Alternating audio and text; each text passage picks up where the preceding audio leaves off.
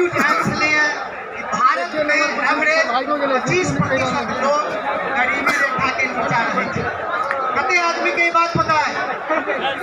कते आदमी के बात पता है? भारत में एवरेज 25% लोग गरीबी रेखा के नीचा आबै छै।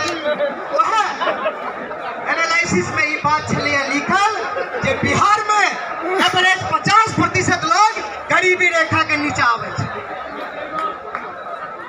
और वही के जहन हम सब डाटा माइनिंग करै छी, हमरो सबके एनालिस्ट छै, हमरो सबके टीम छै जे सांख्यिकी पर काज करै छै, तो वह डाटा में ई निकल गेल है कि उत्तर